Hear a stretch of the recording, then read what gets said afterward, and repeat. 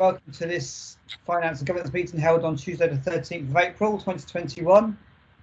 Please be aware meetings are recorded and we've made available to the public on our YouTube channel after the meeting has taken place. Your participation indicates your consent to being included in the meeting recording. As always, we'll start with a 10-minute public participation.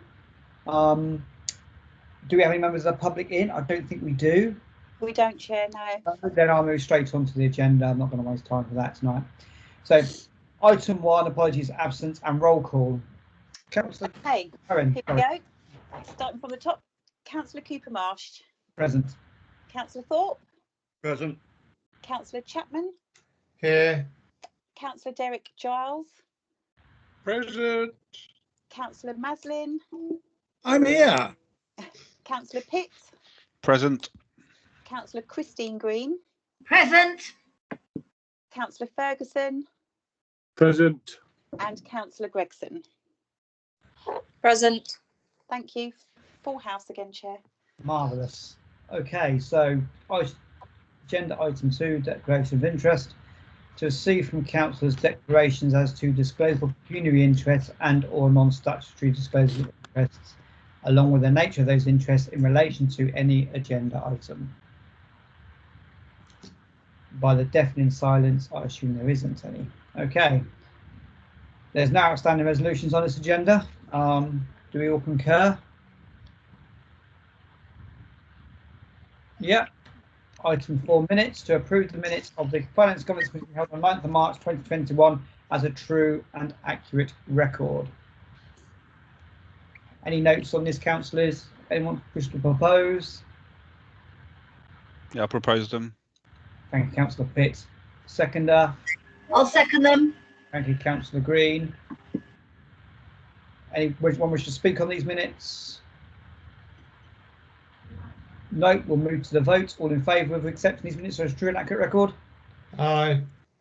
Yeah. Yeah. Again? Abstentions? Okay, Abstain. carried. Abstain. That is, thank you, Councillor. Right. 5, payments. Note the payments for February 2021. I'll just go through page by page. I'm not going to spend long on a page. So, Theodora, have you received any comments on any payments that have been included in this agenda pack?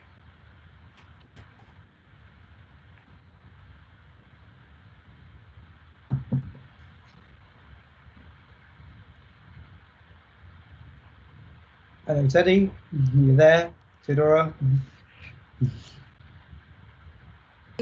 Sorry, Chairman, I was speaking to Emma Speed because she tried to join the Finance and Governance meeting, so I was on the phone to advise her that the meeting's over and make attended, because I tried to contact her as well, just to make sure. Yeah, I haven't had any questions to none of the agenda items. Okay, thank you. So I will go through this page by page. If you do have any queries on the page we go through, I won't expect Theodore to answer them here, but to get back to it later date. I don't want to spend time trying to go through and trying to find them in any financial records. So we have attachment 2, page 1, which are the list of payments made between the 1st of February and the 28th of February 2021 for Priory Centre current account. Next is the Town Council current account for the 1st of Feb to the 28th of Feb, page 1.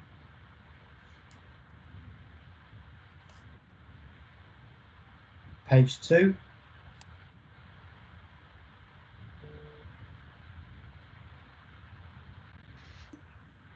St Neots Town Council Barclaycard list of payments from the 1st of February and the 28th of February 2021, page 1.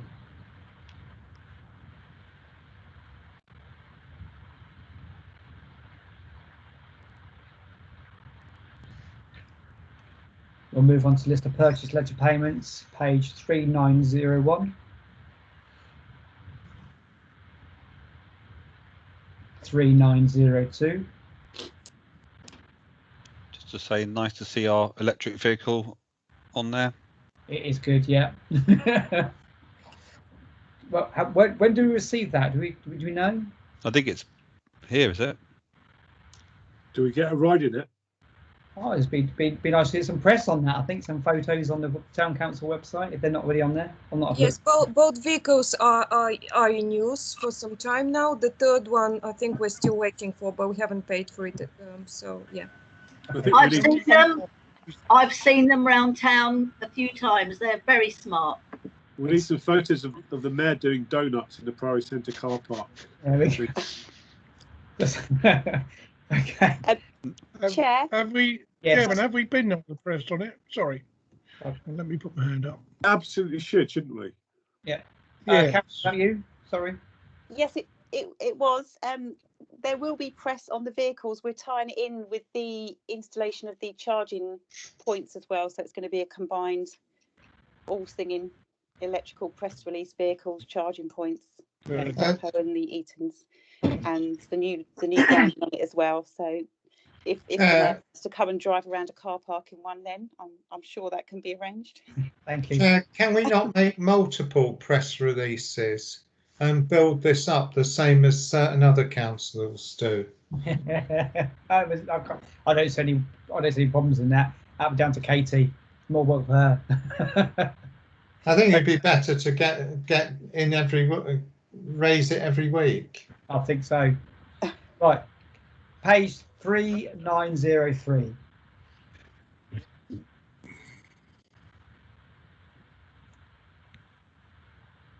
(3904).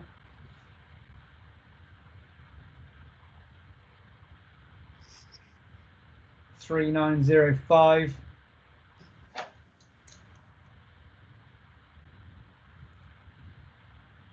3906.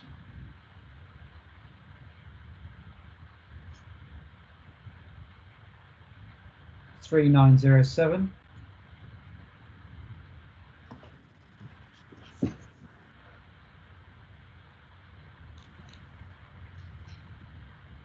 10 £10, was that a £10 credit, was it, for Clerkston Bank, the Society of Local Council Clerks?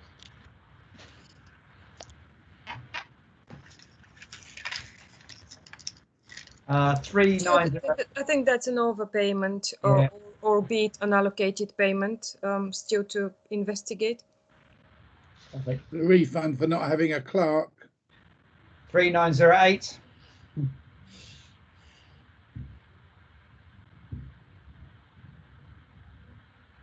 (3909).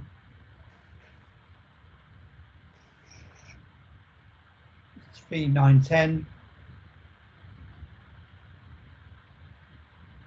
3911.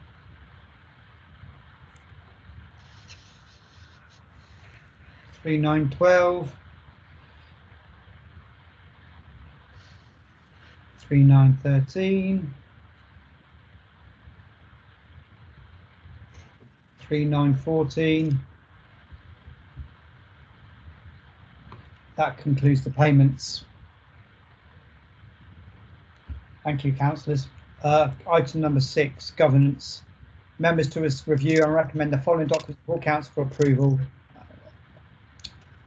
Document 1, Financial Regulations 2021 and Risk Assessment Policy 2021. Councillor Pitt, did you want to take the Financial Regulations 2021 and your amendment for that, please? Sure, thank you. So I raised this, basically I went through it on the day of our last F&G meeting and there wasn't time, for, I think I sent it moments before the meeting, so I didn't have a chance to talk to Theodora about it. So since then, the two of us have got together to work through the suggestions. As you can see in the documents, all the changes are highlighted in red. Most of them are minor, just kind of tidying up some of the language. So, for example, on page 7 of the document, the original text was no expenditure may be incurred that will exceed the amount provided in the revenue budget for the class of expenditure, which sounds right, but actually all that means is if a single payment is bigger than the entire annual budget, and that's not really the point. What we want to make sure is the annual budget isn't exceeded. So the wording now is no expenditure may be authorised that will result in the amount provided in the revenue budget for the class of expenditure being exceeded. So it's really just a linguistic thing because I'm sad like that. The significant, the more kind of what's the word, tangible change is in 4.7, and there's an extra sentence in here. So this is something that came up where I raised it at full council. So at the moment we have a limitation on anything that's not in the budget needs to go to F&G. So anything that's in the budget is managed by the account holders and the committees as relevant. Anything that's outside of the budget needs to go to F&G for scrutiny before it goes to full council. The SIL reserves sit outside of both of those in the current financial regulation. So what I've proposed here is that SIL reserves, well, so request for SIL expenditure, so I'll read it properly. Requests for expenditure of SIL reserves are to be passed to the Strategy Committee for consideration. The Strategy Committee will then forward the request to full council, accompanied by a report from the Strategy Committee and the RFO. So what that means in practice is that the Strategy Committee isn't there to say yes or no to a request for SIL expenditure. It's not able to block it from going to full council, but it always is invited to have an opinion on it. The reason being that the SIL receipts are there to do infrastructure improvements to respond to new housing in the town, and we need to be mindful that, you know, for every SIL fund that we spend, that's another SIL project that doesn't get funded. And so the Strategy Committee, I believe, is the right group of people to ensure that the SIL expenditure is carrying out our strategy. I had a chat with Theodora about this, and obviously I'll invite her to speak for herself, but just in terms of the advice from SLCC about what our SIL fund is there for is to carry out our strategy, was the advice, I believe. Theodora, I don't know if you've got anything to add on that or correct me. I mean, as you said, Ben, it's obviously the expenditure on SIL is to be approved by full council, and if the wording doesn't sound like the strategy is stopping the expenditure on the SIL being expended, because it's a full council decision. What SLCC recommendation is that SIL is spent in line with the strategy. Now, we do have a strategy that is approved by the full council. From what I recollect seeing, it doesn't have amounts. So obviously, for us to be able to follow, we need some kind of, you know, dates and some measurement, because otherwise, although we do have the ideas, they're actually not quite obviously tied up into what will follow next and how much of our SIL will spend on it. So whether the strategy committee needs to work on that further, and again, there's a document to be, because if I have a document, obviously, we can, or perhaps the full council, when a decision comes, it could be supported by the strategy that's pre-approved. Okay, Councillor Chapman. Thank you, Chairman. There are a number of points I'd like to, well, 3 or 4 anyway, that I'd like to talk about. But on this particular one about SIL, I do not agree that this is a strategy matter. This is a delivery matter and should rest with the Finance and General Purposes Committee. It's a fundamental part of the role of Finance and General Purposes. The Strategy Committee set a strategy. It's agreed by the council. It should not be conflated with SIL, because SIL is delivered according to the 2012 Local Government Act. Localism Act. SIL is there to deliver those projects which are identified primarily within the neighbourhood plan and within other sort of parameters. Now, when we have a project that someone wants to put forward and use SIL, they can be asked to reference what the justification is through referring to the agreed council strategy and where it fits in with that. They can be asked to explain if it's supporting the neighbourhood plan, or what the justification is. I don't think that extends as far as the strategy committee actually reviewing actual delivery projects. Strategy is strategy, delivery is delivery, and that scrutiny of delivery rests with finance and general purposes. There are similar cases. If you take the, I don't like to hold up the county council as an example on this, but all transport projects in the county council go through one process to put them in the transport strategy, and that transport strategy is effectively the direction and the wish lists and what have you. There is then the transport delivery plan, which is a completely separate thing dealt with by different people, which is there responsible for the finance and the delivery of those items that have been specified in the strategy. So the strategy committee should operate separately, and we shouldn't conflate the two. Thank you, Councillor Chapman. I have Councillor Pitt first. Thank you. I understand Barry's point. It makes a really good point. I think to follow his logic, we would say that only items that are in the current strategy should be approved for SIL expenditure. So the strategy committee set the strategy, and then the other committees. No, but I think I'm saying to follow your logic, that the strategy committee set the strategy, and the other committees are there to carry that out. I'm proposing that. I'm not saying that the strategy committee has the option to block a proposal. It simply makes sure that the strategy committee evaluates that proposal, because essentially when we're spending SIL, we're not spending it or not spending it in isolation. We're either committing it or not spending it compared to other potential projects, which is why I think it's important that the strategy committee has a handle or takes a view on whether a particular SIL expenditure is in line with the strategy. Okay, Councillor Thorpe. Thank you, Chairman. Yeah, I agree with Councillor Pitt, actually. Just a minor point, Councillor Chapman, it's the Finance and Governments Committee, not the Finance and General Purposes Committee. We did away with that a long time ago. Okay, Councillor Green.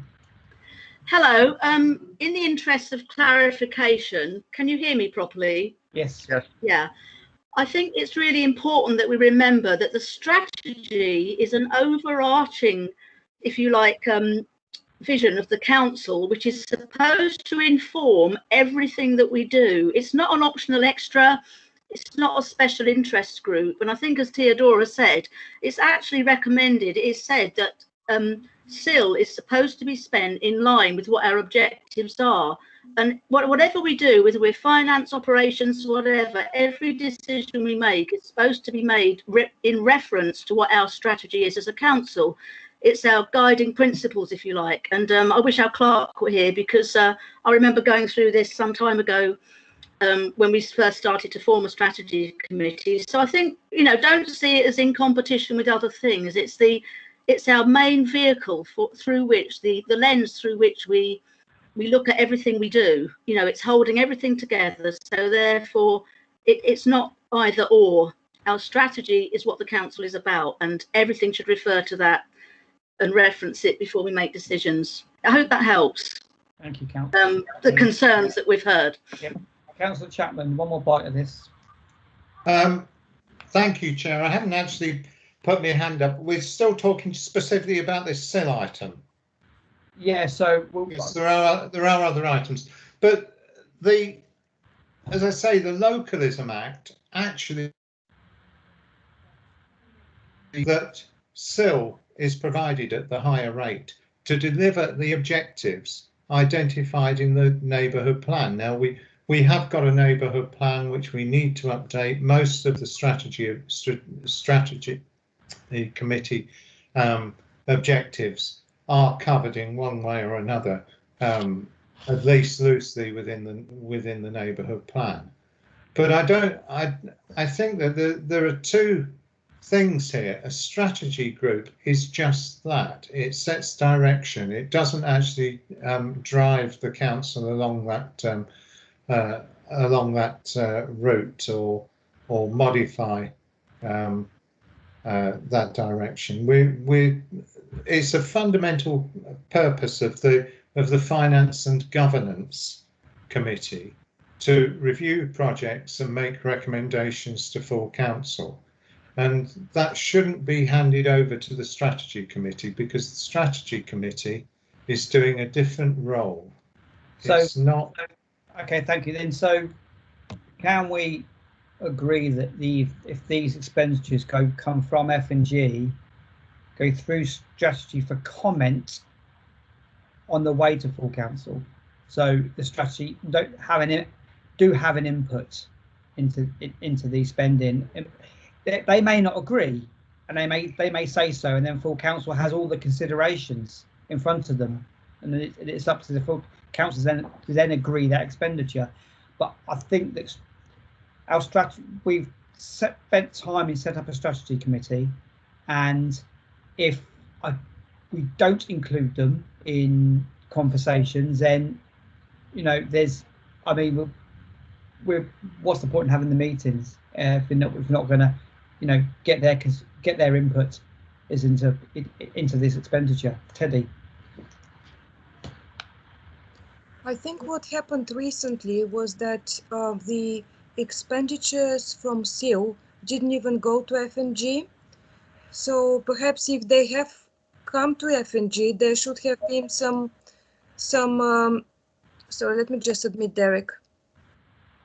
So if the expenditure for SEAL has come to the F&G, perhaps there would have been some conversations around the strategy. Because of the work, the volume of the full council, some of the suggestions for SEAL have even come as from the minutes of other committees, like perhaps the operations, which is the main kind of obviously there's a lot going on in there, but it seems that the resolutions were made on the recommendations of the ops, not even coming to finance. So perhaps we could word something that it comes to finance, and then finance consider those SEAL reserve expenditure in line with the neighborhood plan or the strategy, because obviously it's that. It's a committee where there's more time, for things like that to be discussed and to be looked in detail, rather than at the full council. As with anything else, perhaps we should do that. Just get them looked first here, and then the recommendation can be made to full council. Thank you. I think 4.7 sort of says something similar, isn't it? It does go to F&G. I think to add this to sort of put this past strategy as well. But before, Councillor Gregson, you're next. Yeah, I just wanted to support sort of it going to strategy. But actually, my key point is that I feel that when we get these requests at full council, we just do not have enough information to make a proper decision. And that's why I really support something being in here, whether it goes to F&G or strategy or both, ideally, where it gets looked at and a report gets written to go to full council. So to me, that's the key, is that we have a report, that somebody's looked into it, that the RFO has looked at that report as well and helped draft that report. And then that's what goes to full council, so that full council can make that important decision based on all of the facts. Thanks. Thank you. I do agree, and I don't think it would hurt if there were two reports on a particular spend, even if one report from F&G says we're going to spend this money, and the strategy says yes, we agree to spend this money because of X, Y, and Z. You may get two reports from F&G saying we don't want to spend this money. The strategy says we need to spend this money because it's for whatever reason. So we may get conflicting reports, which is good because it brings debate and it allows us to make those decisions. So so the wording is currently requests for expenditure of SEAL reserves are to be passed to the strategy committee for consideration. The strategy will then forward the request to full council, coming by report from the strategy committee and RFO. Could we amend that for comment, and the strategy committee will then forward to full council? Well, forward the comments to full council. Well, forward a report to full council from the strategy and RFO around that. That way, it's going through the F&G process. It's going through the strategy. We make and we should have from that for councillors to respond to. Is that a worthwhile amendment? No. So is that me? I missed that. Sorry, Yeah. no, you had your hand up. Yeah, no, I didn't hear you said my name. Yeah, cool. So, I think, yeah. So at the moment, my proposal. I mean, I think the wording needs to be clearer actually. So basically, there's the sentence above the one in red. All non-budgeted spending requests from committees are to be passed through at the F&G committee. Now that implies to include requests for still expenditure because that's non-budgeted. Yeah. But maybe we need to be more clear about that, and then also to go. So it could go. It doesn't have to go to one then the other. It can go to both of them. You know, so basically, Ops has a proposal that goes to both F&G and to strategy for comment, effectively. Yeah. And scrutiny and comment, and then goes to full council. I think that's what you're suggesting. Yes, I'm suggesting yes. So yeah, I mean, so that sounds good to me. And so basically, it would be, I would suggest the amendment to what you've got in front of you is all non-budgeted spending requests, comma, including still expenditure. So yeah, all non-budgeted spending requests from committees, comma, including still expenditure. I don't even know if you say from committees, because it could be from an individual councillor rather than a committee. So we'll lose from committees and replace that with comma, including the still expenditure. And then the rest of it is as it stands. That's what I would propose. Okay, Councillor Chapman, you have your hand up. Thank you. I just want to sort of try and make this clear that if we have a strategy committee, our strategy committee is identifying projects, lists of projects that are particularly important to the council. If someone comes along with proposals for expenditure, which they want to make and it needs to be funded by SIL, then that proposal should come to the Finance and Governance Committee, and when they make that proposal to the Finance and Governance Committee, Finance and Governance say, well, is it in strategy or not? And if it's referenced in the strategy, then that's a stronger case for Finance and Governance recommended to full council that the expenditure be approved. But that doesn't mean that all SIL expenditure should come through the strategy committee. No, because other matters, other things which SIL needs to be spent on, also need to be considered by finance and governance. It's Finance and Governance that committee, that's their name, that's the role of the Finance and Governance Committee. We're not setting the strategy in F&G, but what we're doing is we're managing the financial processes of the council, and expenditure of SIL is part of that, fundamental part of that financial process. Thank you, Dr. Chapman. So did you want to amend the current proposal? Well, it's not been seconded yet, so there's no proposal on the table. We have a proposal from Councillor Pitt. Chair, I'm looking for it in chat because my line went dead when the proposal was being made. So. It's in chat now. So, Chair, my proposal is to make the changes to the financial regulations as per the agenda pack document with the additional amendment now in the chat. So I'm not going to put the whole document in the chat, obviously, because you've got that there with the changes highlighted. And there's one additional change, which is in the chat, you've got including said expenditure, and that is in addition to all of the changes as per the document in the agenda pack, and I put that to the council, to the committee. Thank you very much. That's it. Councillor Ferguson.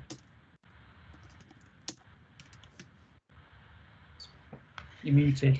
Got your hand up. Sorry, I'd like to second that proposal.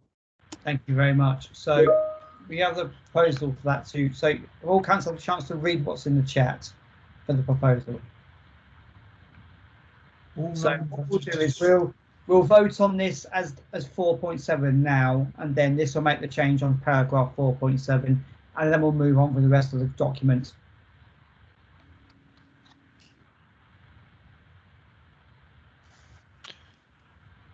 So I've just typed in there, but this is in addition to the changes already in your agenda pack in 4.7. So the additional sentence, which I can put in the chat as well if you want.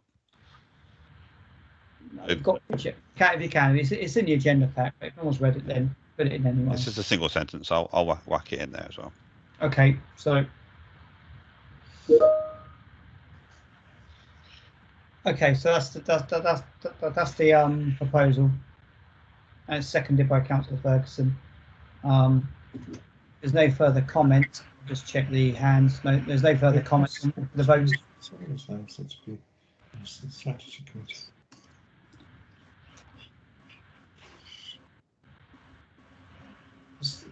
Sorry, Chairman, just so that I'm clear, this vote is that requests for expenditure of SIL reserves are to be passed to the Strategy Committee for consideration. The Strategy Committee will then forward the request to full council. As will F&G. So essentially, accompanied by a report from the Strategy Committee. Basically, the Strategy Committee will take a view on the proposal. So we'll get two reports essentially at full council for that expenditure. So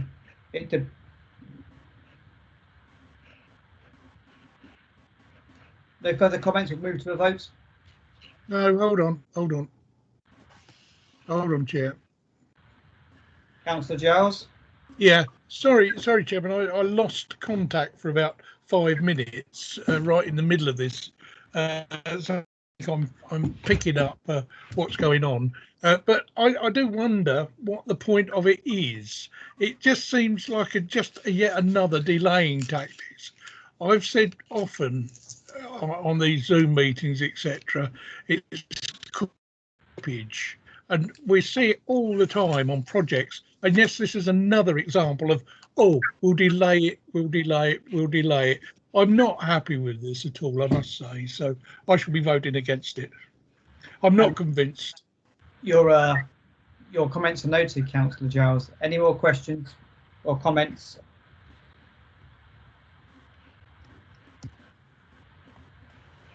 Take your hand gone back up, Councillor Giles, or no, it's in a historic stand. It's down. Okay. We'll move to the vote. All in favour of the proposal for 4.7 wording? Yes. Yeah. Yes. Right. Against? Yeah. That's 3 against, is it? And abstentions? Well, so that's carried. Thank you very much. So we'll move on with the document. Councillor Pitt. Thank you. So I think all of the other points, from my point of view, I mean, you've had it in the agenda pack. They're not substantial changes. They're just tidying the language. So, for example, in 4.3, there was previously the policy was that nothing could be, there's no expenditure beyond the budgeted amount, but that wasn't practical when you got something like a utility bill. Obviously, the budget controllers can't decide to cut the power in February because their bill's too high. So it's just recognising that fact and having a clause in there in 4.3. I mean, I'm happy to answer any questions on any of the other points in the proposal, but essentially, I think otherwise we just take it all as one for the other amendments. So, as councillors had a chance to read this document and wish to talk on any of the amendments, I've got 2 hands up. Councillor Thorpe and Councillor Chapman. Thank you, Mr. Chairman. I'm afraid I've moved on to paragraph 11. That's fine. Now that we are out of the EU, do we have to advertise contracts in the EU Journal? I couldn't answer that question. Theodora, could you answer that question?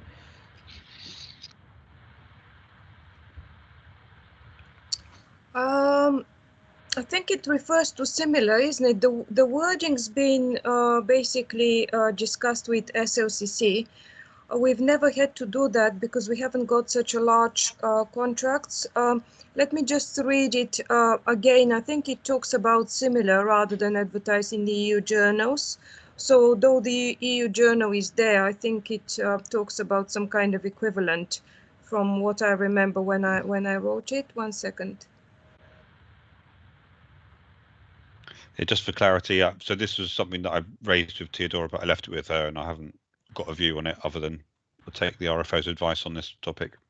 Well, it says from 1st of January 2021, this is replaced in most cases by a requirement to publish on a new domestic website. So that's basically the wording's been approved by one of the SLCC advisors, and it was actually listed in the article. I thought I would quote the limits which were not quoted last year, so that we've got some indication as to where we go to a very substantial contract, and there's lots of things that needs to be followed, but we've actually never had to do that in my time, at least in the last 4 or 5 years. Yeah, quite substantial, aren't they? So looking at the council revenue is not looking at the document. It's 4.7 million circa for contract works, and contracts for supplies and services 189,000 circa. So they're quite large numbers. Okay, Councillor Chapman. Thank you. Can I take you back to 3.4? You may. 3.4. My feeling is that looking at the timescales that are being prescribed in there, that they may not be workable. Where we're saying not later than the end of December. Yeah. Well, you know, Always my goes experience January. is over many, well, nearly 2 decades that the budget has most often been set in January. Yeah. So could we? So this is a question of when the Precept Authority, being HDC in this case, set their budget, set their recommendation for budget, isn't it? So I think if we could change this to a time frame that fits within that. So not word in the month, but changing it to a time frame within the Precept Authority's budget deadline. So we could say the council must review the budget no later than 1 month or after 2 weeks, a month or 2 weeks on that before the deadline of the Precept Authority's budget setting. So along those lines. Yeah, Chair, it's just this sort of prescriptive by the end of December. December being a very short month anyway. Yeah, I'm saying which is why we normally run into January. So what would be a suitable buffer to have this reviewed by? So if, for example, the budget was due to be given to them for the 20th of January, you know, what would be your absolute latest date for this to be reviewed and submitted? So Theodora's got her hand up, so I'll move to Theodora. In the last 2 years, the budget's been approved before Christmas, and I think because of the date coming, the HDC deadline being quite pretty much in the first week of January, we have been aiming to have, well, we have had the budget approved in the first December meeting. I think it was the 15th of December. I mean, obviously we need to ensure that when we know the deadline, we give we give ourselves enough time, and you know, if for whatever reason the budget's not approved, then we are actually thinking of fitting in an extraordinary meeting if it doesn't get approved for whatever reason in the first full council meeting that it goes. But that hasn't been the case in the last 2 years, so it's working, but yeah. Chair, I appreciate that this is based upon perhaps the performance in the last 2 years, but I don't think that we should tie ourselves to that. So, We're not actually saying that we we're saying each year and must fix the precept to be levied for the ensuing year.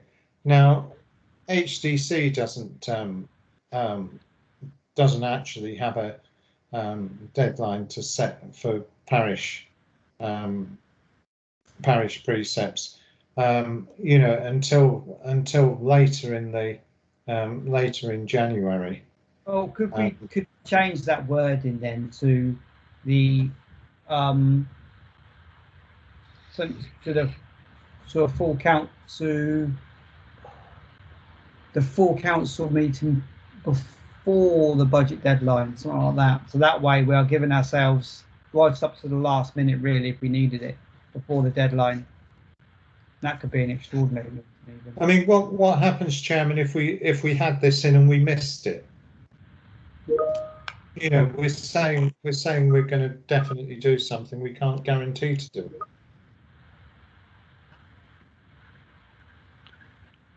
it. Chair, I've just put in some alternative text. I mean, I think we just need to recognise that the staff will need some time to process any, you know, from we come out of a full council meeting and set the precept. It can't be on the day of the deadline. So But I mean, to be honest, you know, it'd be a pretty bad dereliction of duty, regardless of our financial regulations, if we fail to get a, you know, I think it's. Yeah. So I think Councillor Pitt's proposal is admirable, and I'd like to second that. Okay, brilliant. Okay, Karen, you wish to speak? Yeah, setting a precept is one of the 3 statutory requirements. Yeah, Councillor Thorpe. Karen has her hand up. Sorry, sorry to not cut you short, but Karen, our deputy clerk has her hand up, so I wish to give way to her. It was just some information that may or may not be helpful. So the SLCC follow a timetable that they recommend to parishes, and they work on, in October you start the review process for the budget. In November, mid-November, it should go to full council for approval, and then the precept issued to HDC in mid-December. That was all, just to let you know that their timetable. Yeah, I think I concur with I think I concur with Chapman and Pitt here on Councillor Pitt's recommendation in or proposal in the chat. It takes out set dates or set months. So I mean, for any reason they change, then if HDC change their mind and want to give us bring it forward, then we would breach our own financial regulations if we couldn't reach that. So I think I like that one. But Councillor Charles, you have your hand up still. Is that for a question? Sorry, Chair, can I just clarify? I was just typing that in just to kind of capture the language used by Councillor Chapman. I wouldn't want to propose this against the advice of our RFO or Deputy Clerk. So I just want to check that they're happy with the wording as it's written before we, you know. If I could break in, then I would suggest that the full council must review the draft budget. It's not the budget until it's approved by full council. Yeah, so that makes a lot of sense. I think the key thing, to review isn't to accept the budget, but I think and must fix the precept to be levied. That's the key thing. When do we fix the precepts? That's what it boils down to, isn't it? Theodora, Karen, your opinion before we move on? You're muted, Theodora.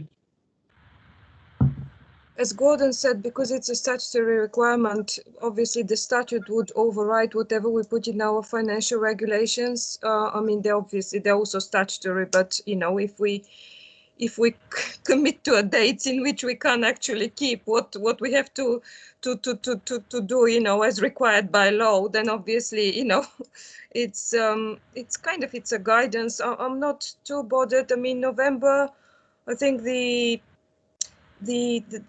how it works is the F&G reviews the budget in November, which works because it's going to committees in October. I need to have the September management accounts, like to be able to kind of to draft the budget so that I can look at 6 months actuals.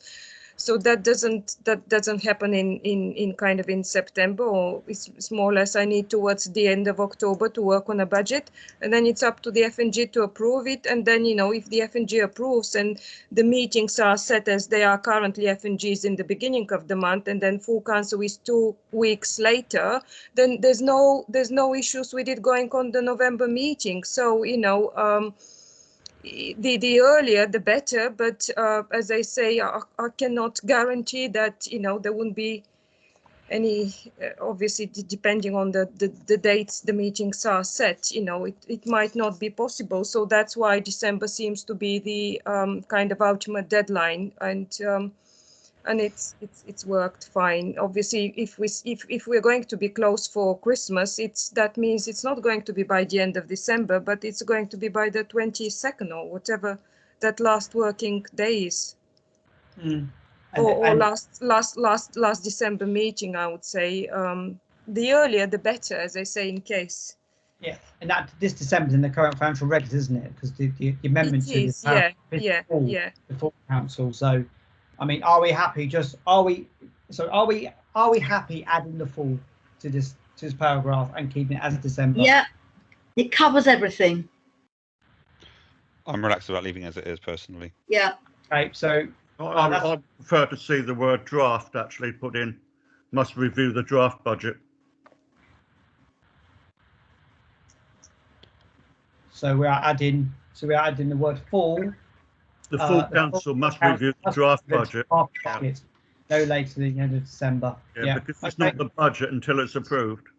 Is that your proposal, Councillor Thorpe? It is. I'll second that. Reply. I'll just put it in the chat. Okay. Yeah. Okay. So sorry, Karen. Jump in ahead of you. I'll propose that. Anyone wish to speak on that now? Any further, or should we move to the vote? So actually, before we do that, we're not moving to the vote yet because we're going to do the whole document. So any more comments on the document? Chair, I'm completely against having December in there. I'm afraid I will be voting against that because my, you know, I know that when we've had things come into the coming off field towards the end of the year, and there's additional work being needed to reach that December date would require something earlier than October, and there will be occasions when that won't work, so I will be voting against that. 4.3 say December was in original regulations were voted through by last year, so yes, I appreciate that. The same arguments were made last year, and no doubt we'll be confident to continue to have December in there until it doesn't work. 4.3. Yeah. 4.3. I think there's no expenditure will be maybe authorised that will result in the amount provided in the revenue budget for the class of expenditure being exceeded, except with prior approval of the full council. Is this clear to everyone? If it's just me that's confused by that sentence, then can I try and add some clarity to it? So in the previous wording, I think this captures accurately the spirit of the previous wording. So basically what we want to do is avoid any of the budget lines going over budget except with prior approval. But the way it was worded previously, it suggested any single payment would have to be over the entire annual budget. Whereas what we're saying now is that any single payment that is likely to result that will result in it going over budget. So if you've already spent 80% and you want to spend another 30%, then it's going to push it over budget, and that's basically what that captures. It's not the most pretty sentence ever, but yeah. Okay. There's also another in 4.3. The additional red paragraph for expenditure that is not under the direct control of departmental managers, such as utility bills and insurance. The RFO will monitor expenditure and report to the Finance and Governance Committee. Now, there isn't any budgetary items, any line items, which aren't under the control of if it's admin, then it falls under the town clerk. You know, otherwise it's a you know, we're providing it to we're providing it under a particular budget manager. So can I clarify again? Please, Councillor Pitt.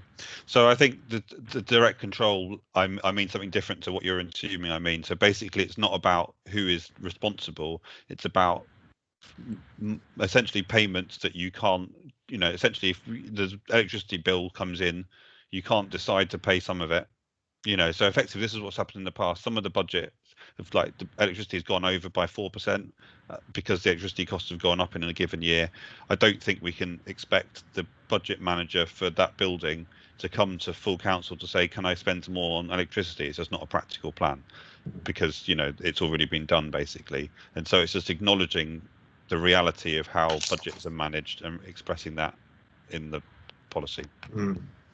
Thank you, Councillor Pitt. Theodora's put a hand up, so that's okay. The explanation does make it clearer than the words. If you can help me with the wording, then great. Sorry, Theodora. And this is probably to do with the expenditure for which we raise purchase orders, because we don't raise purchase orders for the electricity bills because they take the money before they send us the invoices. Because obviously we have to pay by direct debit, so it's kind of it's outside our hands. Whereas if it's something for which obviously a manager raises a purchase order, because each manager has got their management accounts on a monthly basis. Surely this is referring to overhead expenditures. Yeah, any expenditure which requires basically a purchase order, and you know, in this way effectively it's within the manager's control. The manager can decide whether to order or not, and you know, they would not order because they can see that they can go over budget. But if it's something to do with health and safety, and this is effectively what's been happening, you know, recently, you've all seen that, you know, there are expenditure for which we would go over budget, but if they're health and safety, then the matter is raised, you know, with the full council for their pre-approval before we kind of commit ourselves. So this overhead, which is not under the control. So it could be rent and rates, for example. Well, the rent and rates are not a good example because they don't vary in a way. The rent and rates they don't fluctuate that much, so we don't raise purchase orders for rent and rates because they're almost like obviously the rent is contractual, and you know, the rates are whatever they are. No, I understand. Theodora, sorry to interject, but I understand that. I'm saying that rent and rates, utility bills, insurances, etc. Those are all things which are overhead expenditures and aren't generally under the control of. I mean, if departmental. Yeah, because if they go over budget, it's not within the control of the manager. It's there's this kind of certain commitment, and it's not their, you know, it wasn't their choice effectively to spend it or not.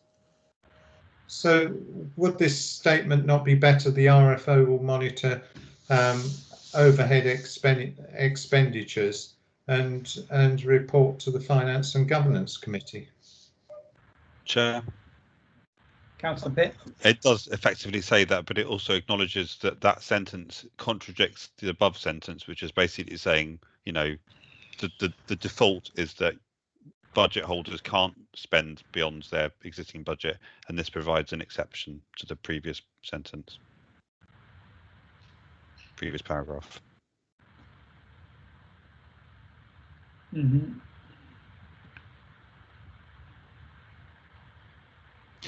While there's a silence, I think the 4.3, no, what was it that we were struggling with about full council 3.4? I think the issue is there's two separate clauses here, so I've just done it and separated them. So full council must review the draft budget no later than end of December, and then and must fix the precept to be levied in. Well, you can read it.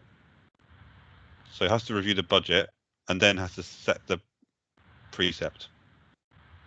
I think that makes everyone happy. Yeah. Okay. But this so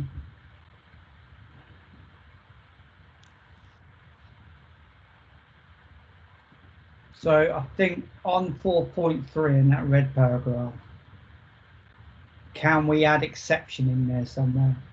Because at the moment, exceptions for expenditure is not under direct control. Just to note it as an exception on, you know, on the authorised and result and being exceeded above. Yeah, so you could say at the beginning of 4.3, because the first paragraph of 4.3 on the previous page is the default position. So you could say subject to exceptions below at the beginning of 4.3. Yeah. Okay, I'm happy with that.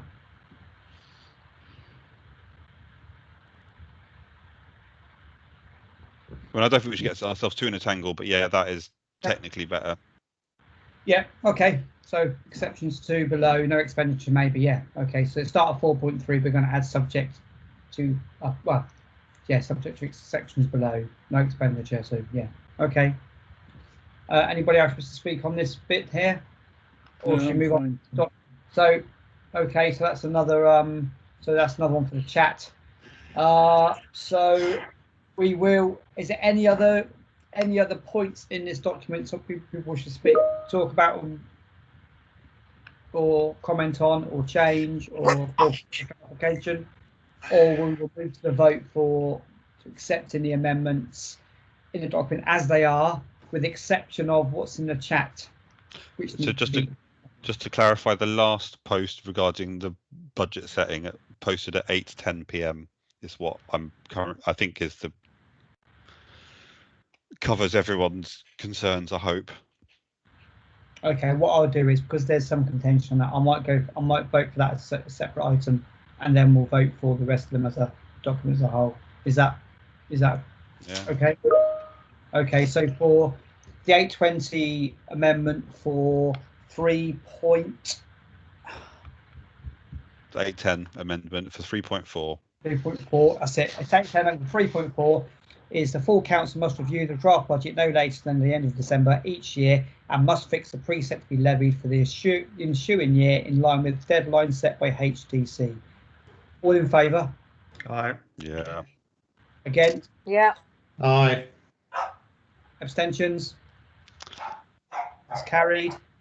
And we'll now look at the document as a whole, without, to include the addition to 4.3, which is subject to exceptions at the beginning of the paragraph, and the rest of the amendments to the document you have in your agenda pack. All in favour? Yeah. Yeah. Against? Abstentions? That's carried. Thank you. Our next document, actually, we resolved to accept this in the last meeting, so which is the investment strategy. So in item 51 of the minutes of the last agenda, the minutes last, we resolved to accept to recommend to full council the investment strategy for 2021. Oh, is it risk assessment? Yeah. Sorry. Yeah. I'm going ahead, aren't I? So risk assessment, here we go. So Sorry about that. So risk assessment. Any comments, councillors? Any hands?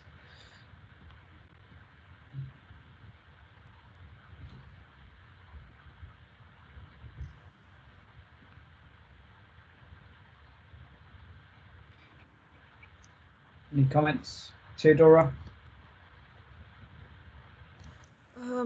Just to say that I think it was last summer when the risk assessment was approved because of there was delay because of the COVID situation. I think it was in June, if I'm not wrong. It was looked in by the FNG in February, and then obviously the meetings were reconvened, and then it did go to full council. There was only one adjustment to the policy. That's the very last box. So that's the only thing which was adjusted based on the recommendation from full council when they reviewed the risk assessment. All the rest is the same as before. Okay, thank you. Any more comments on that? If not, I'll move to the votes to accept these that recommend to full council we accept the risk assessment document as shown. Second that. Okay, all in favour? Yes. Yes. Yeah. Against? Abstentions? Okay, thank you. Item 7, grant aid policy. Members to review the grant aid policy in attachment 4. So I think there has been some talk in some of the grant subcommittees that what this is for, how this is working for us. There's been some ambiguous comments made regarding, what we should be supporting, what we shouldn't be supporting. But Theodora's got a hand up, so I'll pass to her. You're muted, Theodora. I've just seen Barry's comment in the chat about the financial regulations. I think I've lost concentration myself, so they should have been recommended for approval. Yeah. To full council. Yeah. Okay, thank you, Barry. So regarding the grant aid policy, that hasn't been reviewed for some time, perhaps just less than 2 years, 2019. Again, we haven't made any changes since 2019, when we have had some additional paragraph to capture large grants, which you would see in which paragraph that's in. That's in 4. It's the capital project, sorry, in 3. So where we're talking about the larger grants, obviously going to FNG first, and then to full council, anything over 10,000. Okay, thank you. Councillor Pitt, you have your hand up. Thank you. So I've kind of had it in mind to look at our grant aid policy for a while, and again, I'd be a much better councillor if I brought this up with Theodora a week or 2 ago. But I think, so apologies for not having done so. I think there are 2 kind of significant things that I want to raise. One of which is that we often ask our people asking for money where they've looked elsewhere. This comes up at grant meetings quite rightly, but it's not explicit in our policy that they should do so. So I think it would help them and us if we put it into our policy. So I would propose the wording, and I don't think it should be an absolute, there might be situations where we don't require it. So the wording that I would suggest we add is, where possible, applicants are encouraged to secure match funding from other sources to support their application. So it sets an expectation amongst our, community groups and all the rest of them. Yeah, so shall I move on to the other point as well, or do you want to just cover this separately? No, that's fine. So which point are you talking to there? Which number? So I think this would probably go into the policy in section 6, town council criteria. Yeah. And then okay. it would also appear in the guidance notes and conditions of funding somewhere, doesn't really matter, after point 10, maybe, just somewhere in the document. I'm happy to slot it in wherever makes sense. So just the same wording to appear in both documents. Okay, thank you. Just go back a second. I've lost the chat because I've moved it. So, okay. Yeah, carry on, Councillor Pitt. What's your next amendment? Thank you. So the other point is I'm now much clearer, but I was always a bit unclear about what our policy is involving giving donations to or grants to individuals. So in the grant aid conditions of, sorry, where is it? The scheme. So the notes that are on the website, number 6 says applications will also be considered from individuals, but in our own internal policy it talks about it's for not-for-profit organisations, then brackets, so this is under revenue grants, point 4 in the policy document. Applicants must be not-for-profit organisations, brackets, individuals can only be considered from sporting and artistic excellence awards, and then commercial undertakings cannot apply. So that's much more specific than the public document states. So I think we need to resolve that one way or another. Either we're going to just limit to sporting and artistic excellence, or we're going to have a wider policy, but the two things need to be resolved one way or the other. The final point I'd like to cover is we talk about not-for-profit organisations, and there is a definition in section 2 of the policy. It says defines a voluntary group as a non-profit making organisation set up and run by a voluntary unpaid management committee. Now that sounds like a pretty decent definition in itself, but in other funders they go into a lot more detail to actually cover exactly what a non-profit organization can and can't be. So what I would propose, rather than go into a huge long Ben style nitpicking over all this detail, I think we should adopt the National Lottery Awards for All policy of who can apply, because their policy is really good. It's got the detail, but it's also really open. So it basically defines a non-profit organization in quite a bit of detail. They also include statutory bodies, so we shouldn't include that. We're not going to award grants to other councils. And it also includes schools, which we don't currently do. So maybe that's a point for discussion. And then it also says you can't apply if you've already got a National Lottery grant, but we don't obviously want that bit of the policy. So I think probably what we'd need to do, if these points are acceptable in general, then between maybe me and Theodora again, we actually put it into the document as a draft, but just to kind of get the overall, rather than do all the work and then come back to have a discussion, if these points are acceptable in general, then we can, look at adjusting the wording appropriately. So in which case, if we were to do that, then we would need to, if we agree those points, would we have them in, and then for us to review next F and G to just, dot the I's, cross the T's, and formally recommend it to full council. Yeah. So Can I just comment on one of those? Yeah. I've got you down. I've got you down next as Councillor Green. So you're under number 6, town council criteria. The second bullet point, does it perhaps not already say what Ben's put up there? Applicants should apply to all other relevant statutory bodies and show evidence of their own fundraising. Have we not already got that in there? Yeah, I mean, that's a good point, but it's not something that's in our public facing document. Right. So maybe okay, my wording replaces that line. Yeah, we don't reply to all other seems a bit onerous. So I think this, thanks for raising that. It would replace that line, but it also appears in the public facing document. Thank you. Councillor Chapman. Thank you. It occurred to me that we have had a guy who I believe applied for help with a wheelchair. We did one time. I mean, I think there's been various other ones over the year funding. I think it was a bicycle something or other. Derek may remember them.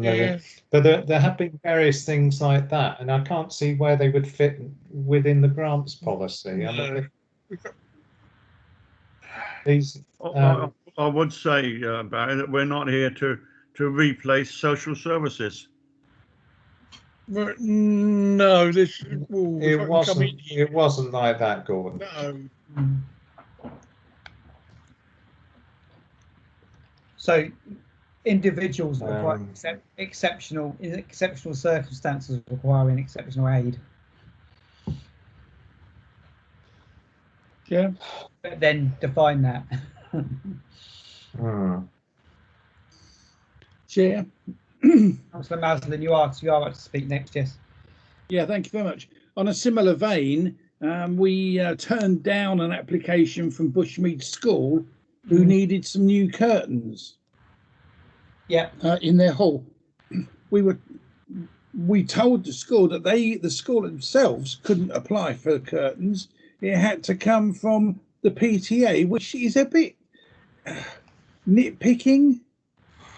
So I'm a bit concerned where applications like that, where they fall. Thank you. No, I remember that. Yes, and it's because we did ask them to go through their friends or PTA to come, because that would be an acceptable route. So, but I think what Ben said about the national lottery inclusion, but that schools would be included in that, because so we could give to schools small grants, but then Councillor Chapman, you have your hand up. Yes, Chairman. I mean, getting back to the non-profit making thing. We do have a lot of people who turn up and say, "Oh, we're a non-profit making organisation. Our membership fees are almost zilch, but we've got all this expenditure. Can the town council give us a grant?" Now that doesn't make them a non-profit making organisation. It often makes them a possibly badly run organisation, or one that's not valued by their members. So I'm not sure what the lottery how the lottery rules would help with that. Would cover that. I mean, I can help with that. Okay, Councillor Pitt. Then we've got Councillor. Yeah. So basically, if an organisation can hold reserves, but if it goes into the pockets of the people running it, then it's not a non-profit. That's that's quite a simple definition. And yeah, so the lottery covers things like what size committee needs to be, that they're from different households, and so on. So I mean, I think, I think it's not helpful to go into all the detail of this at the moment. If you're happy to use that as a definition, maybe outside of this meeting, then Teddy and I or whoever else can draw up the detail on it. I mean, if I may, another example is organisations we've had that have asked us for grants, where they are running a subsidised bar, things like that. And they might be non-profit making or charitable organisations or whatever, but I can't see anything in here which would actually sort of tie that down. Again, through you, Chair. Maybe these things are just what the purpose of the committee is to get to the bottom to, or for the RFO to do beforehand. Yeah. Okay. Sorry, Councillor Charles, he's had his hand up for a while now, so I'm wondering to him. You can.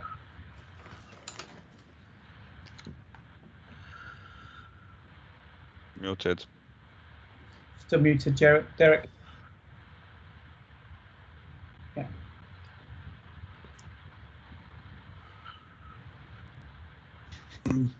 Okay, that's it. Yeah, it's better. I was trying to put my hand down. As I say, having been on the grants for many, many years, there's one or two where I feel very uncomfortable with, and I hope that we can alleviate that. One is that we sometimes get asked for a grant for an organisation which is actually very, very small in our town. It's perhaps like a nationwide grant system. I'm not altogether comfortable with that. I think we should have something in our policy which is to benefit the inhabitants of our town, and that would give us a bit of a leeway on some of the vaguer ones that come along.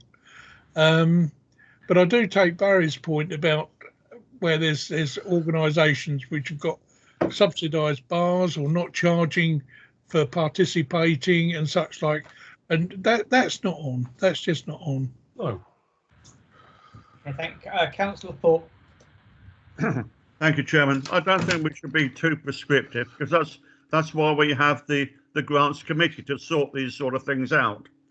On another matter, on grants to individuals, perhaps we could include a clause, something along the lines that grants may be made to individuals in exceptional circumstances when all other avenues have been exhausted.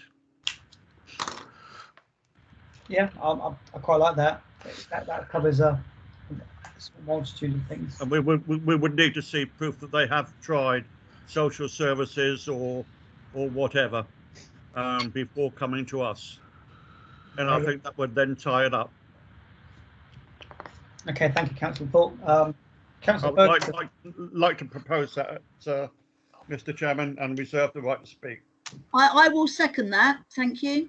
Could you put that in the chat, please, so we can all read that while people are talking? Is that okay, Gordon? Well, perhaps Ben could type that in for me. Karen, did you get it? Great. Yeah, thanks, Karen. Yeah.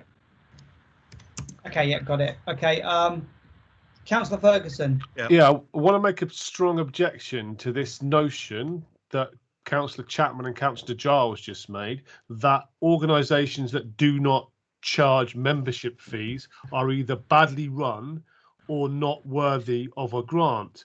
Now, I am the event director of Pocket Park Run, which is probably the biggest in-person community in the town. We do not charge membership fees. It's run by volunteers and it's run for the community. We've had over 4,000 people run our 5K event and completing over 18,000 runs. We're not allowed to charge for that event. We haven't come to town council for a grant, but at some stage we might want to do in the future. And because we don't charge a fee to participate in our event, it means it's completely accessible to the whole community, independent of financial means, which means that we're able to access some of the most deprived people in our community. So charging membership fees should never, ever be, in my opinion, the grounds for granting a grant from this committee. So I'd make a strong objection to that. I think it's completely. Chairman, if I may come back on that, Mr. Chairman. Point of clarification on this. I Chair, did not that's say that just they were not badly wasn't run. what was said. No, didn't say they were badly No, run. that is certainly not what was said. Councillor Chapman said badly run. Councillor Chapman used those words. Well, I didn't. I think or badly. With the greatest respect, Yeah. that isn't what was said. It's been taken out of context. Yeah. What was said was not they don't charge membership fees, that they're all badly run. It's not that there was an insinuation that all these groups are badly run. It's just that some could be badly run. I think that was the insinuation. And I retract that part of the statement, but I don't want membership fees to be a criteria for awarding grants. I think that's completely wrong. Yeah, I think that's a sensible suggestion, Stephen. Okay, Councillor Thorpe, you have your hand back up. Yeah, thank you, Mr. Chairman. As I said before, I don't want us to be too prescriptive. This is what we have the committee for, to sort out these sort of things. So, I would just, if you like, let sleeping dogs lie, and it can be decided we should judge each application on its value to the community. Whether they charge a subscription fee or not is immaterial. Okay, but I think that we've had some applications in that are clearly shouldn't come before us, and we've had to say no, which is always hard. Yeah, that's why we have the committee, Mr. Chairman. Okay, so who's Councillor Giles? You wish to speak still, or you hand up from previous? No, it's a historic one. Thank you, Councillor Pitt. I think we need to be clear about what the rules are and what the guidance is. So the rules are saying who we can and can't give grants to. The guidance is there to help the applicants to understand what we're looking for. So I think the two things that are in the chat about where possible, applicants are encouraged to secure match funding from other sources to support their application, is there to help them understand what we're looking for. And similarly, the suggestion from Councillor Thorpe, grants can be made in exceptional circumstances, etc., is not, that gives the committee the leeway to make a judgment call, but it gives the applicants the guidance to understand what we're looking for. So I think both of those are really helpful, and I would support both of those. I think regarding the definition of who can and can't apply, I just think we need to tighten it up a little bit. And I think those two things help, but also just to look at like the detail on what constitutes a non-profit group. Thank you. Okay. So we'll vote on these two inclusions. But the other inclusions you mentioned tonight, Councillor, but I think we'll need to go back to sit down with Teddy to go through. That needs to come before us so we can see that in the document, the changes, because I don't think we can vote on that through without seeing those in black and white in the document. Agreed. Okay. I think there's also a job to do just to make sure that the policy and the guidance are in line, because I think there's a few phrases that are just not quite properly in line with each other, and to go through that is something that's outside of this meeting. Well, I'll be happy during that conversation when you have it. So yeah. I think this vote on these two inclusions. Councillor Chapman, you have your hand up, and Karen first overall in there. Sorry, Karen, your thank you, Chair. It was just a small point under item 1, general, under the policy. Should we be including Winchlingham Park in there as well now? Is that known as a separate area? Because we list all the other areas. That's a good point. Well, they come within St Neots environs, do they not? Part of St Neots East, in fact. So we have currently Loves Farm on there. So do you just want to take out Loves Farm and replace that with St Neots East, so it covers all those areas? Yeah. Okay. Councillor Pitt's agreement, yes. Yeah, that's good for me. Okay, so what we'll do then, we'll have that in there, and we'll have the two inclusions that are in the chat now. We'll vote on them to go in, or what we can do is we don't have to vote on them to go, and we can put them in, and then we can bring this back to next F&G with a document that we could vote through. Do we need to vote on that, or are we happy to do that? I think it's useful just to understand that there's agreement on those points. Yeah. Okay, Councillor Chapman, I missed your hand there. Sorry. Chair, I just wanted to. I know there's this thing in there that says about for the benefit of St Neots residents, as Councillor Green's reminded me. But we have had applications in the past from groups which haven't been based in St Neots that have non-St Neots members, but have called themselves the St Neots this or that or t'other, made applications, and there's nothing in the grant policy that talks about membership or how many members are from the local town. Well, in point. I mean, we even Chair, we even had an application from Huntingdon Community Radio a little while ago. Very tongue-in-cheek. Yeah. Can't even broadcast to St Neots, and certainly does. You know, I think things like that needs to be clear, that they shouldn't be applying for our grants. Yeah, but then if we look at so let me look at the Huntingdonshire Voluntary Centre. They support St Neots, but they're having a grant, submitting a grant for as Huntingdonshire Voluntary Centre. So and we give them a grant for the help of St Neots. But point 1 says St Neots Town Council grants are made for the benefit of the people and projects local to St Neots.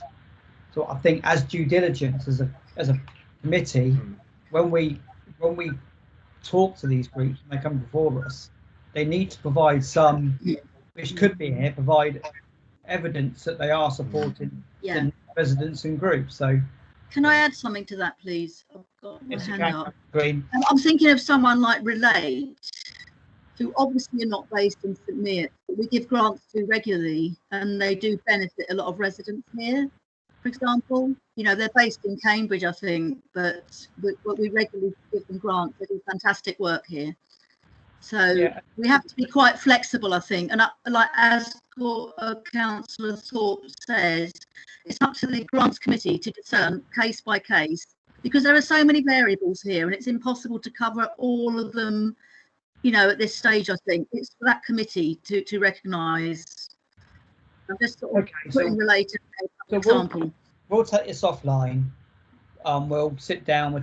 We'll shore up some of the wording and the points that have been raised tonight, and then we can bring it back at the next committee meeting to comments and voting. Is that agreeable? Yeah. Councillor Chapman, you have your hand up still. Is that a legacy hand or? Yeah, because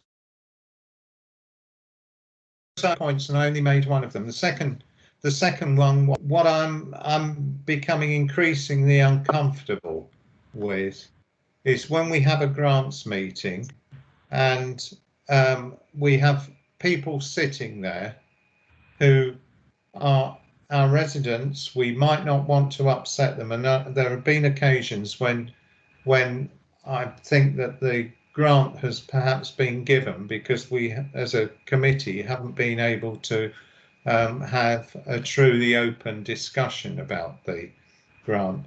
Now, I don't know of any other grants committee that sits in public forum, and I think that needs to be looked at. So what, behind closed doors essentially, and then? Well, if we have the information and we can the representation, but to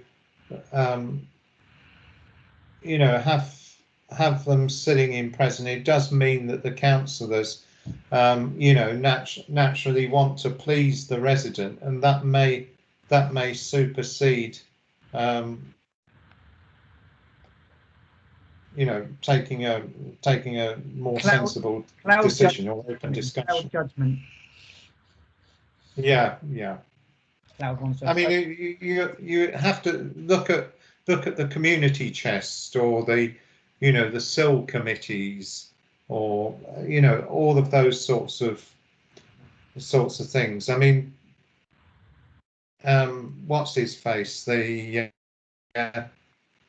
So that does mean though that we would need a lot of support, a lot more support and evidence.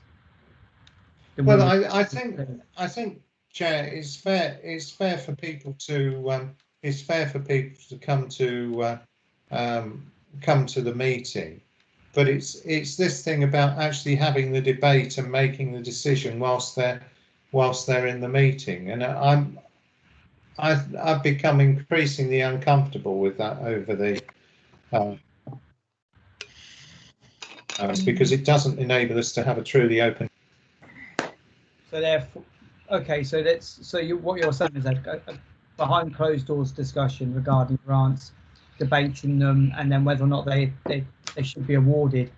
In which case, we could move to community chest type cabinet style that HDC use then, and then make the decisions and inform the groups yes or no. I mean, it's up to Chair. It's up to, if other members haven't felt this, then you know, it's up. I mean, anything's up for discussion on this. How do other members feel about this? There's Karen's hand up. Karen, Karen, yeah. Run out of space. Go on. You're muted. Hello, can you hear me now? Sorry. Yes. It was for the previous point on membership, as well as the current one. So the membership criteria is in the application form, and we do ask them to specify how many of their members or membership or users are based in St Neots. So we do get that information from applicants just to help clarify that concern. And then I was just having a look at Huntingdon and St Ives actually to see what they do with their grants. They do hold them in the public forum, their subcommittees, with the public present, just to let you know. Okay, thank you. How do other members feel about what council? Hand up. Green, yes. I think that the problem with having it in camera, as it were, is that quite often our debate is informed by questions that come up with clarification from the applicant, which do definitely help with decision making. And if we make them leave the room, it could limit the quality and, you know, the information in our debate. We can't keep asking them to come back to answer the odd question. And I'm also very, very keen that transparency is, you know, really important to this council. It's part of our strategy. And I think spending public money and awarding grants to groups, it's really important that we're seen to be unbiased, you know, in all our decisions and our debate. If we start to do that behind closed doors and some money is awarded to some and not others, I just think in a small town, it's really important that we're open. And if councillors feel uncomfortable with being, you know, honest in their debate, then that's unfortunate. I think applicants must realise that it's a collective decision and it's a collective vote. It's not just one councillor making the decision, and respect the outcome. I'm just very concerned that it's a slippery slope if we start to do this. Okay, I don't think anyone's ever been really upset by our decisions, and we must have in our discussions that we're going to make the right choice. Thank you. Councillor Pitt. Yeah, I agree with Councillor Green. I think I do share Barry's uncomfortableness sometimes when we're picking apart someone's well-meaning but, you know, flawed application. But actually the chance of, you know, we need to be seen to be fair. I think that's really important. And as Christine's point about a small town is really key. You know, often we're a know the applicant, or we know of them. You know, members of the council may have a relation, you know, some sort of connection with some of the applicants. So to be doing it out in the open, as uncomfortable as it can be, I prefer to keep it that way. Okay, thank you very much. So I want to move on this now. I want to take the points we made away this evening in the chat and take them offline, put them in a document, draw it up a bit, make the word a bit more tighter where we need to make it tighter, and then bring it back to F&G next committee. Is that doable for the councillors? Yeah. Right. Okay, yeah, so that's my proposal. Seconded.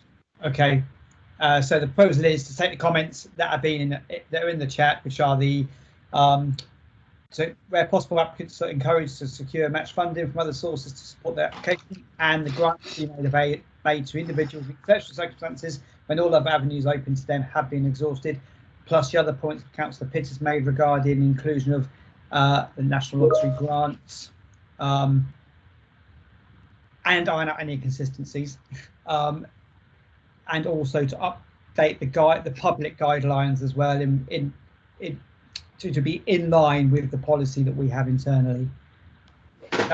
That's my proposal. Seconded. Bring it all for. Yeah. Against. Abstentions. Okay, we'll move on. Internal audit report, attachment 5, to review the recommendations made in the internal audit report, second interim 2020-2021. Move back so I can see people's hands up. If there's any comments, please, councillors. Have to answer any. If not, we'll. So, Councillor Chapman, yep. Just see. You're muted.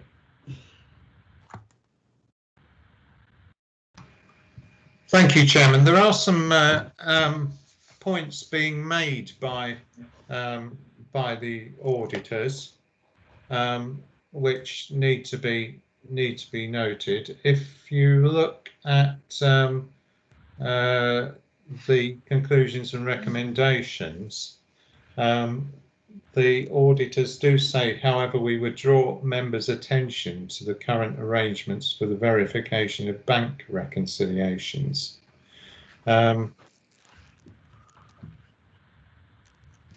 So I wonder if perhaps the RFO can sort of put a bit of flesh on the bones on why that's been said.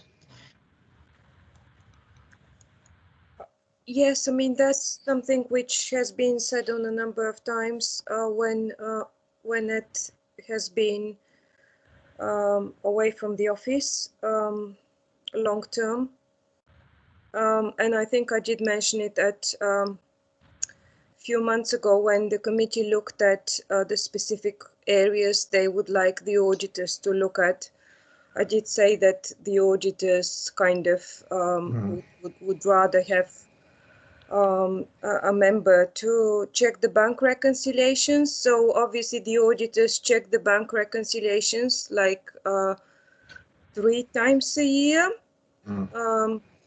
But he is referring to the practitioner's guide, and which our financial regulations do say can choose, because it seems that that's never been something that a member has volunteered to do. It's nothing to do with me. It's to do with the responsibility of the council. I mean, it's almost like a protection perhaps for an officer, just to make sure that someone's reviewing it. I'm quite comfortable with my work. I'm not, I don't seek for that being reviewed, but if it's obviously something which obviously the practitioner's guides refers to, then obviously we're looking for a volunteer. That's all it is, and I've just got electronic folders on a monthly basis. So he did say that that person shouldn't be a signatory on the account, just purely for some kind of precaution measures. But yeah, I mean, I'm happy if there's a nominated person to share the bank reconciliations, and it could be as a minimum really looking at the cash book balance and the bank balances, which the committee does see every quarter, but they don't see a copy of the bank statement. So it's really kind of could be as little or as big as obviously the nominated person chooses to make it. The auditor does pick up a month, and he does check each transactions on a transaction by transaction basis. So there are some checks, but they're not perhaps considered to be sufficient, or they want to put some responsibility in a member's hands to report. Thank you, Tim. Back. Yep, I've got Councillor Thorpe, then Councillor Pitt. Chair, my screen keeps freezing. I believe if we've got a recommendation from an auditor that something should be done, we should seek to do that.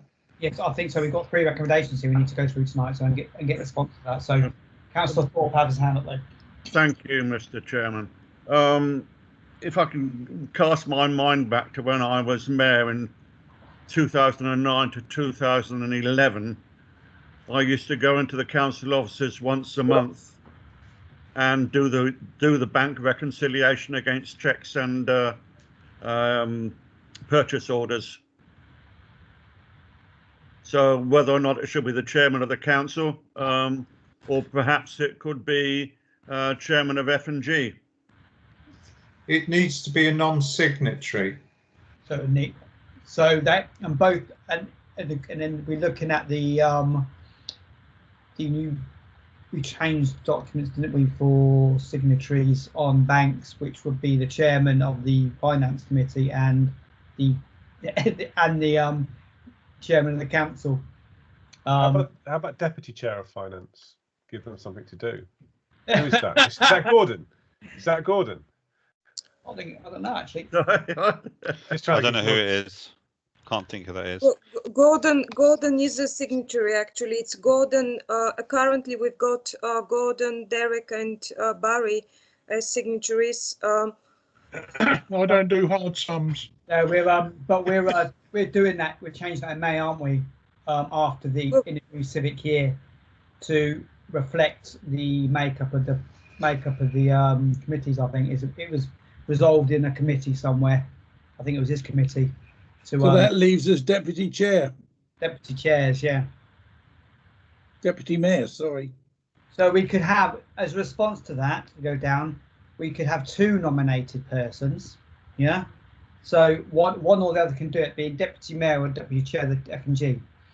That will give you 2 options for someone to come in, rather than having one and trying to fit in a diary somewhere with them. We've got two possible people to choose from.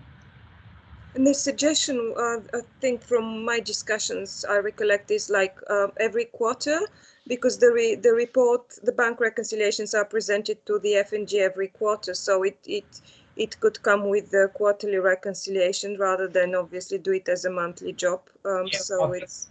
I think so. Yeah, we'll make it. So we make it a. So if we change the response, so for the response, we can have the deputy mayor or the deputy chair of F&G to review or to verify the bank reconciliations quarterly prior to that F&G meeting. So, Councillor Pitt.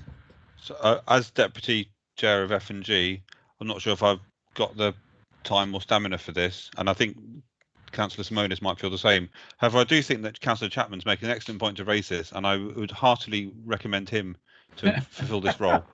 I think he has. I'm a signatory. Yes, But you currently are on the bank, but you shouldn't be. So once that's resolved, hopefully in short time, then you can have the free reign. It's a question of availability. Quite. And Chair, I too am very busy. Yeah. Chair, can I just add? Yes. I'm sure it's not escaped your notice, but come next month we're likely to have, I think, 2 or 3 new councillors. Oh, chuck them in the deep end. That's good. So maybe one of the new councillors could be persuaded to volunteer for an exciting new role. There's only one new councillor.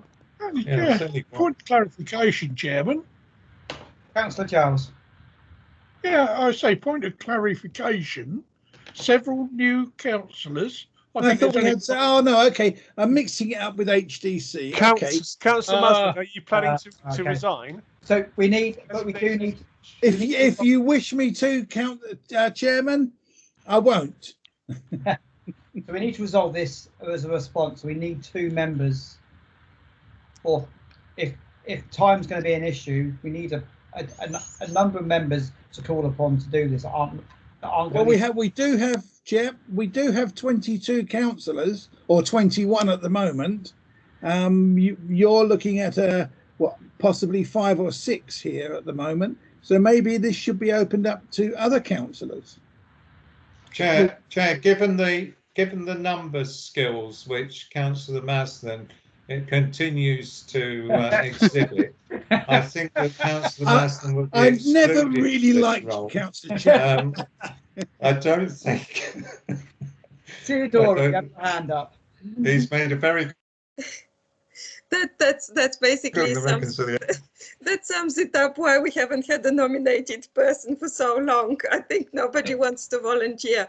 All I can say is that obviously it's good for that person to have some kind of financial interest or background, and as I say, if it's someone who does have financial background or a little bit of knowledge, it could be a very quick job. Obviously we don't want a tick against each transaction, so all we need is someone to verify that the bank balance which I'm putting on RBS as a bank balance, it's in agreement with the statement, and just perhaps looks, just picks up a few transactions and queries them. I mean, it doesn't refer to a thorough check, as Gordon was saying, really having to do all the kind of transactional details. So as I say, if it's not from the F&G, but it's someone from full council who wants to just kind of commit to looking at big numbers or small numbers, they're obviously different, but for everybody. We'll put that.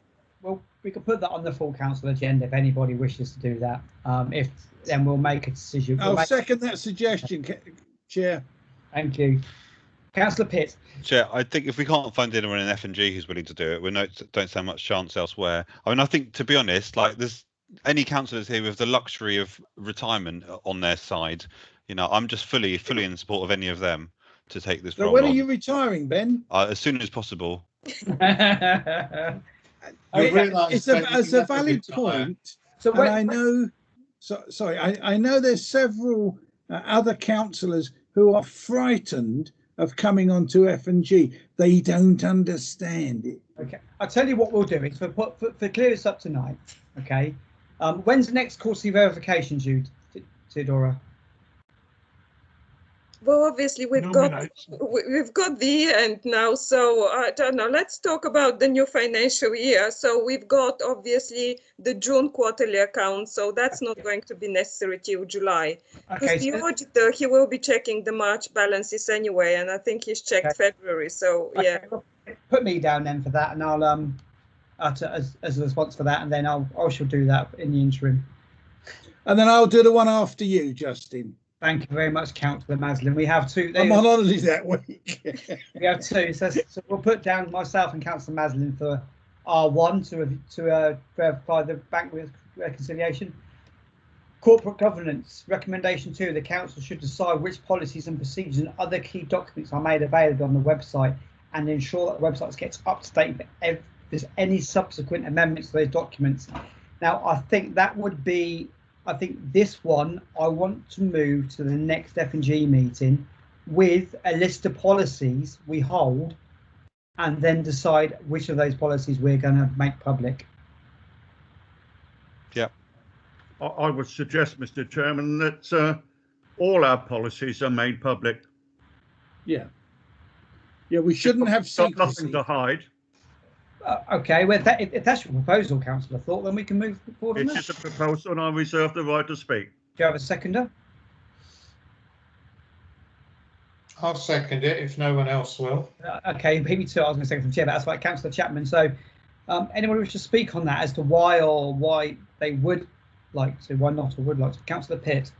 I just think I'd like to see the list of policies and just make sure we've got the staff's input. If there's a reason that we haven't thought of before we take a vote, let's just move it to next month. It's not that urgent. I'm really keen we do this, but let's just make sure we, think it through. Yeah.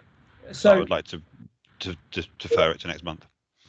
Councillor Thorpe, would you like to say an amendment to your policy to move it to next month? Look at its policies with the view we put them on the website.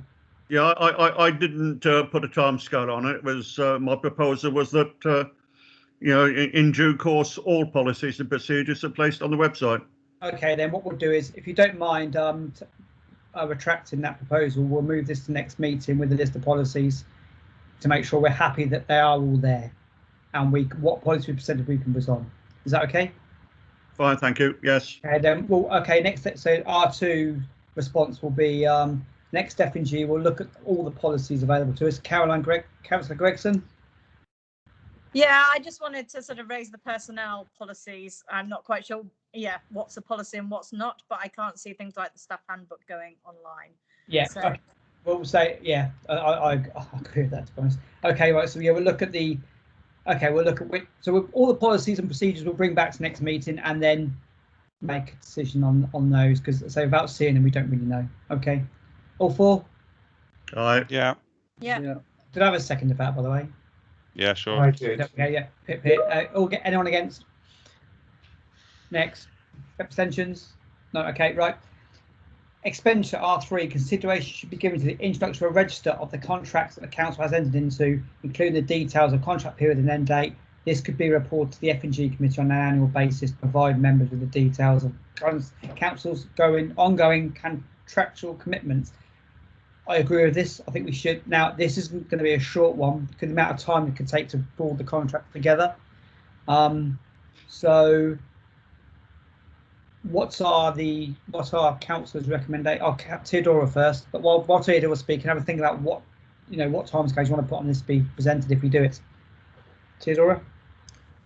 I think the reason why that recommendation is included was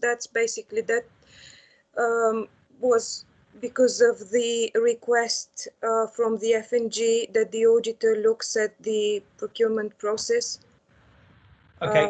So, I mean, if you've read the whole document, obviously he has referred to all the 3 points that the F&G wanted to be looked at the audit that took place in February. So this basically, this register would enable some sort of control over the procurement process. Mm-hmm. Because I mean, we did have like contracts files in the office, but in the last 5 years an electronic file hasn't been maintained. So obviously I kind of agreed that it's good for us to start, especially that now we are paperless, to start that file. Yeah. I wouldn't commit to a deadline. I mean, something between myself and Karen, because I mean, I'm not so much involved in contract signing.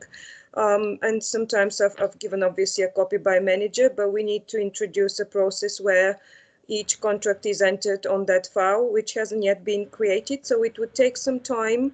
And obviously with me having to deal now with the year-end and the external audits, I think if we start immediately and put any new contracts and then at some point start to go back, or so I think if we are able to perhaps, I wouldn't say in the next year, but you know, perhaps it should be something, perhaps, I don't know, September. I don't know whether we would be able to pick up everything by September, to be honest, because it will be on a rolling basis that we pick up as more contracts come in, rather than do it as a job to go backwards. I would recommend that, you know, you sit down with Karen and whoever to discuss, you know, what time we need to be allocated to get this done, rather than committing to a time right now, and we can report back at the next F&G, you know, on that, you know how long I think it may take you to do this. But as I say, starting that file now isn't a bad thing, of what current contracts we know of or what we enter into. So we have running commentary at the moment. So Caroline, Councillor Gregson, your hands up. Hello. Yeah, I think this was my suggestion originally, and I'm very glad that the auditors sort of agreed that this is something that would be good to do. Just to say, as a lawyer, I'm happy to sort of come in and help Karen and Teddy if they want any sort of advice as to how to sort of put this together or do it. And I was sort of thinking about our future apprentices that we're looking at. I think it'd be a really good job actually for an apprentice to pull that database together. I think it's quite a reasonably sort of easy job to do, and it's a really good way of getting to know what's happening in a council by looking at all the different contracts that are there. Okay, so that was just a quick suggestion. Thanks. Thank you, Councillor Gregson. So Theodore, I'll leave that in your hands, yours and Karen's hands, to just come back and say what time allocation you need to do this. I'm not going to put a time limit now because there's no point. You just don't know. So are you happy to do that? Yeah, I mean, my idea is that obviously I will liaise with each manager and then obviously get the information, you know, sent to myself and Karen, start the file, and then, as I said, 2 papers files are in the office. I'm not sure whether the best thing would be to go back through the old contracts, but surely they're probably not that many. So I think it might not turn out to be such a big job to fill in, you know, like a few days time of an apprentice. It's really finding where the information is, who holds it, what shape is it in, paper or electronic, and really just get on with it. So yeah, we will work on that. But obviously my priority now is the financial year and audit. So that's why I've left it in your hands to decide when you want to do this, rather than put time on it.